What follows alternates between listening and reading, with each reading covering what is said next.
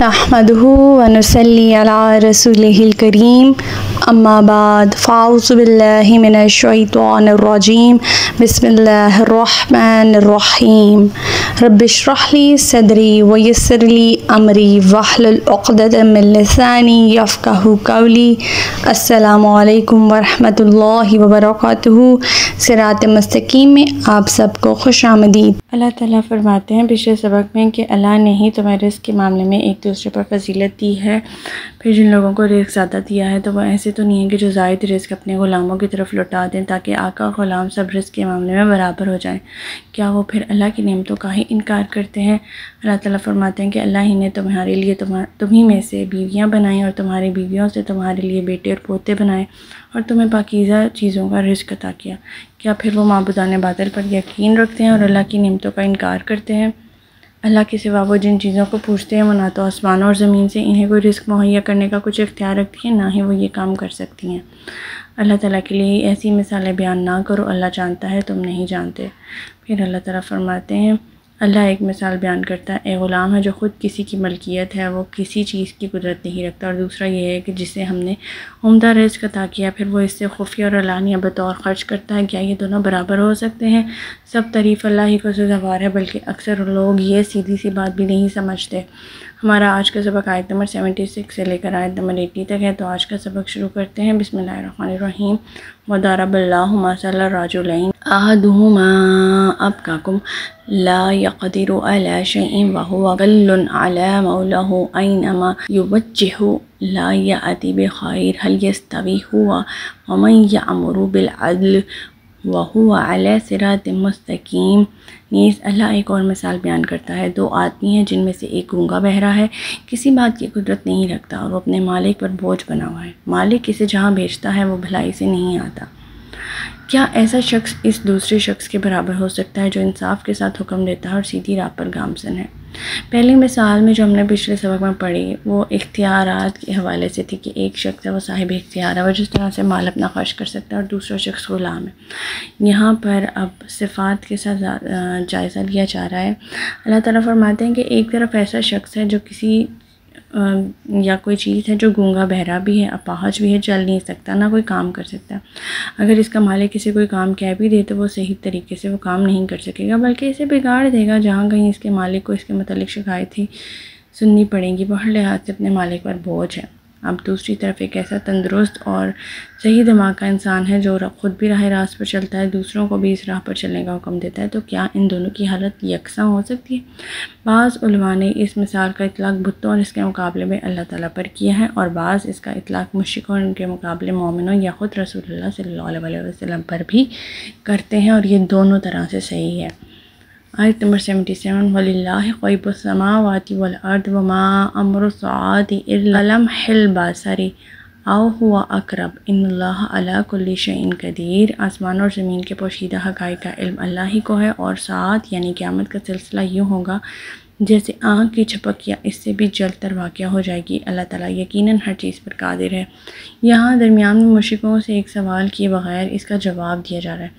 اکثر وہ لوگ یہ سوال کرتے تھے کہ قیامت کب آئے گی، کتنے سال اور کتنے مہینے کی کون سی تاریخ کو۔ اس کے جواب کے کئی طرح سے پہلو اللہ تعالیٰ نے کور کر دیا ہے اس قرآن میں۔ یہاں پر اللہ تعالیٰ فرما رہے ہیں کہ جب وہ واقعہ ہوگی تو اس کے واقعہ ہونے میں پلک جھپکنے تک کا ٹائم نہیں لگے گا، اتنی بھی دیر نہیں لگے گی۔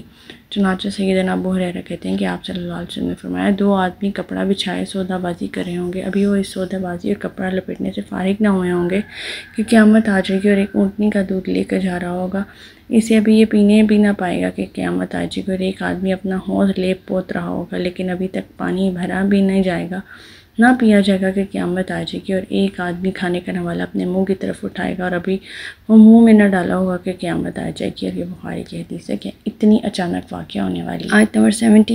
وَاللَّهُ أَخْرَجَكُم مِّن بُطُونِ أُمَّهَاتِكُمْ لَا تَعْلَمُونَ شَيْئًا وَجَعَلَ لَكُمُ السَّمْعَ وَالْأَبْصَارَ وَالْأَفْئِدَةَ لَعَلَّكُمْ تَشْكُرُونَ۔ اللہ نے تمہیں تمہاری ماؤں کے پیٹ سے اس حال میں نکالا کہ تم کچھ نہ جانتے تھے، اسی نے تمہارے کان، آنکھیں اور دل بنائے تاکہ تم اس کا شکر ادا کرو۔ پیدائش کے وقت انسان کا بچہ جس قدر کمزور ہوتا ہے اتنا کسی جاندار کا بچہ کمزور نہیں ہوتا۔ دوسرے سب جانداروں کے بچے پیدا ہوتے ہی راہ دیکھنے اور چلنے پھرنے لگ جاتے ہیں، لیکن انسان کا بچہ چلنا تو درکنار بیٹھ بھی نہیں سکتا۔ پھر اللہ نے آنکھ، کان، دل سب جانداروں کو عطا کیے ہیں، لیکن انسان کو جو اللہ نے دل دیے ہیں، عقل دی ہے، وہ اتنی اہلیت اور حاصل رکھتی ہیں کہ ان کے ذریعے انسان تمام باقی جانداروں اور مخلوقات کو اپنے تابع بنا سکتا ہے۔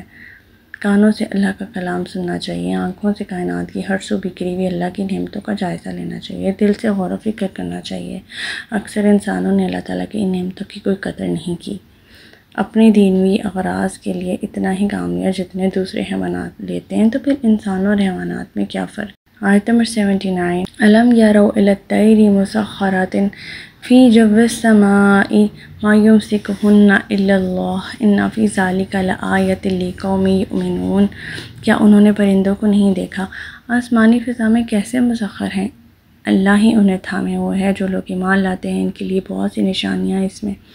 اب یہاں پر ہوا میں تیرتے پھرتے پرندوں کی ساخت کا ذکر ہے۔ کوئی شخص فضا میں نہیں ٹھہر سکتی، کوئی چیز بھی فضا میں نہیں ٹھہر سکتی، وہ ہوا کی لطافت اور زمین کی کشش ثقل کی وجہ سے، جسے ہم گریویٹیشنل فورس کہتے ہیں، نیچے زمین پر آ ہی گرتی ہے۔ مگر اللہ تعالیٰ نے پرندوں کے پروں اور ان کی دم کی ساخت میں اس طرح کا بیلنس رکھا ہوا ہے کہ وہ نہ زمین کی کشش ثقل انہیں اپنی طرف کھینچ سکتی ہے، نہ ہوا کی طرف وہ اوپر اڑ سکتے ہیں۔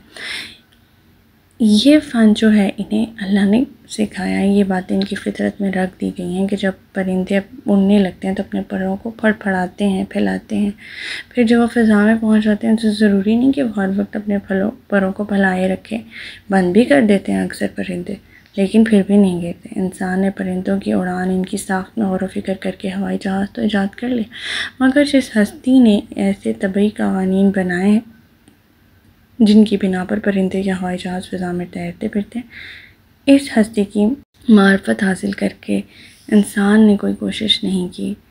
آنکھیں، کان، دل کا ذکر آیا ہے، پھر پرندوں کا ذکر آیا۔ ان آیات میں ان تینوں چیزوں سے کام لے کر ہر جاندار اپنے معاش کی فکر کرتا ہے، انسان بھی پرندے بھی۔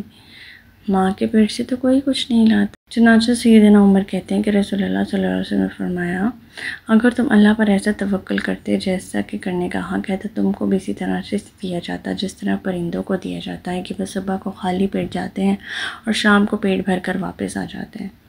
آیت نمبر 80، وَاللَّهُ جَعَلَ لَكُم مِّن بُيُوتِكُمْ سَكَنًا وَجَعَلَ لَكُم مِّن جُلُودِ الْأَنْعَامِ بُيُوتًا تَسْتَخِفُونَهَا يَوْمَ ظَعْنِكُمْ وَيَوْمَ إِقَامَتِكُمْ وَمِنْ أَصْوَافِهَا وَأَوْبَارِهَا وَأَشْعَارِهَا أَثَاثًا وَمَتَاعًا إِلَىٰ حِينٍ۔ اللہ نے تمہارے لیے تمہارے گھروں کو جائے سکون بنایا اور چوپایوں کی کھال سے تمہارے لیے ایسے گھر بنائے جنہیں تم نقل مکانی اور قیام دونوں حالتوں میں ہلکا پاتے ہو۔